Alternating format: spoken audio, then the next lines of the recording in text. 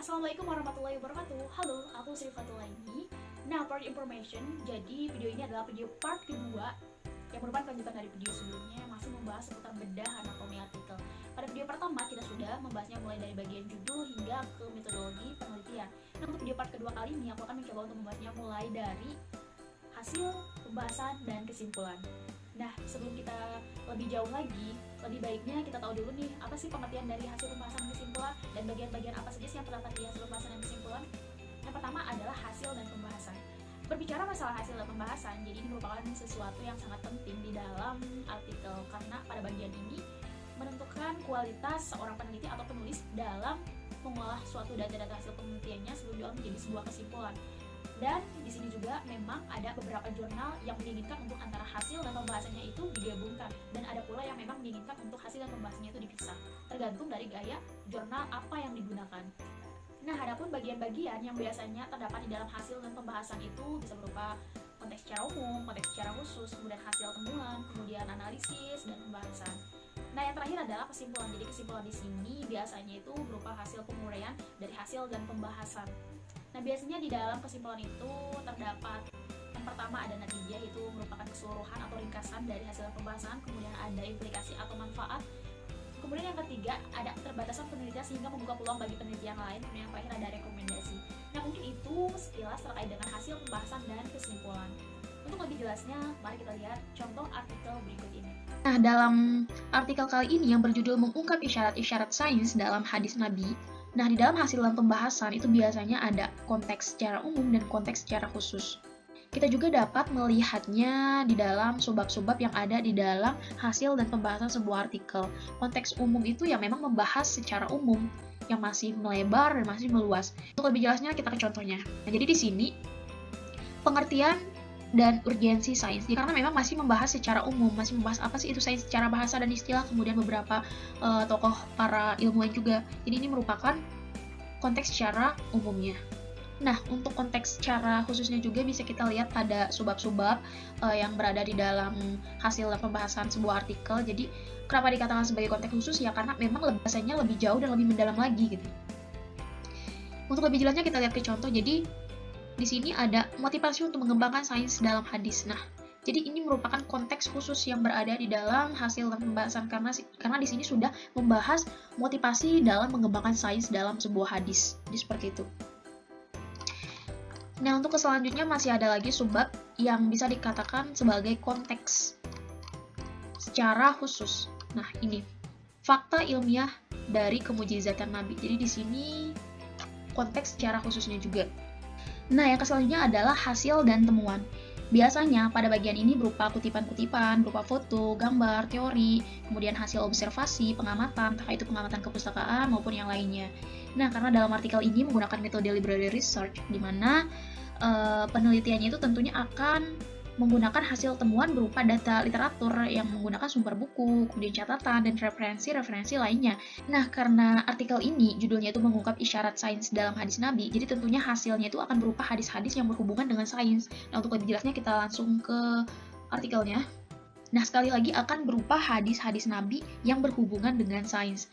Nah, untuk yang pertama di sini ada hadis tentang kedudukan hukum menuntut ilmu. Nah, kemudian yang kedua ada hadis tentang balasan bagi penuntut ilmu. Nah, untuk yang ketiga ada hadis keutamaan mengembangkan ilmu pengetahuan. Kemudian yang selanjutnya ada hadis yang berkaitan dengan bintang-bintang di langit. Kemudian hadis yang berkaitan dengan kebulatan bumi. Kemudian yang terakhir ada hadis yang berkaitan dengan proses pembentukan bumi.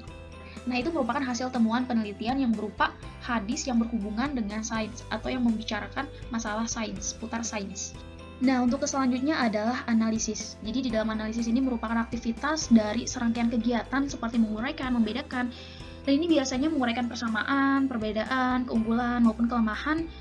Di sini juga biasanya berupa opini, dialog, teori-teori, dan lain-lain.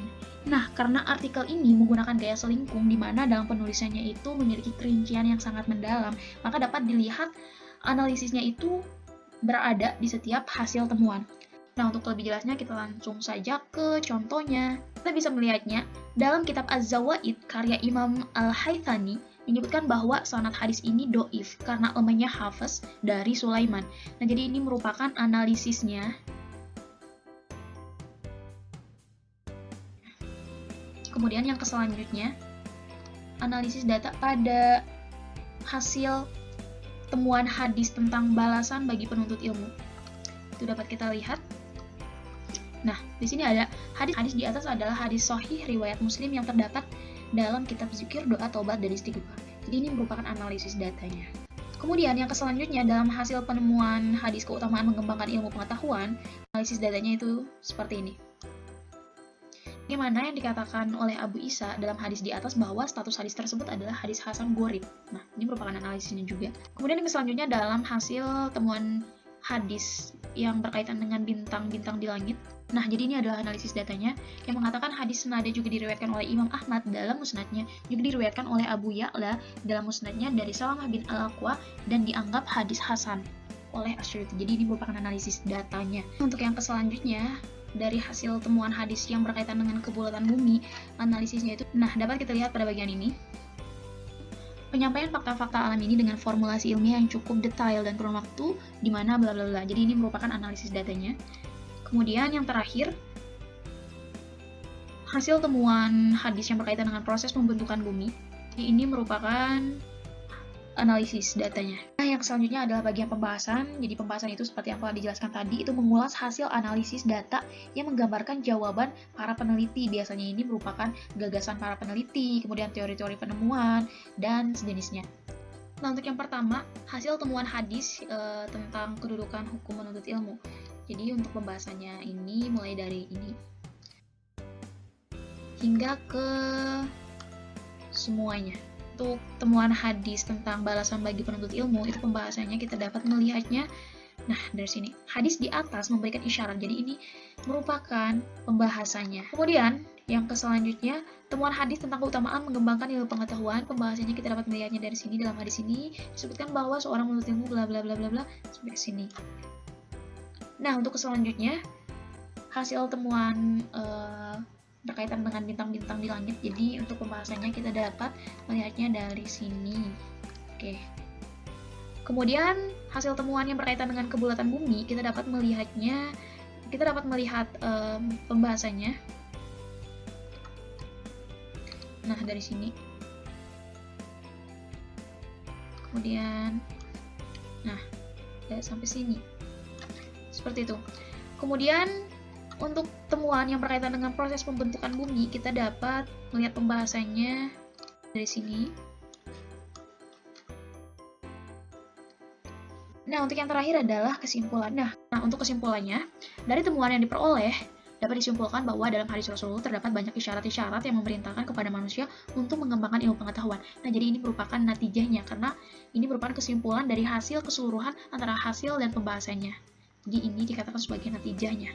Kemudian, selain itu terdapat keutamaan ilmu, balasan dari penuntut ilmu, dan temuan-temuan dalam bidang sains yang berhasil dibuktikan kebenaran berdasarkan Al-Quran dan hadis. Jadi ini merupakan implikasinya atau manfaatnya, karena memberikan keutamaan. Apa itu keutamaan ilmu? Kemudian balasan dari penuntut ilmu. Ini merupakan implikasi atau manfaatnya. Nah, untuk lebih jelasnya, aku akan menampilkan hasil pembahasan dan kesimpulan pada mind mapping berikut ini. Nah, mungkin segitu dulu videonya. Semoga dapat bermanfaat dan dapat menambahkan wawasan bagi kita semua terkait dengan bedah bagian anatomi artikel. Kurang lebihnya mohon maaf. Sekian, assalamualaikum warahmatullahi wabarakatuh.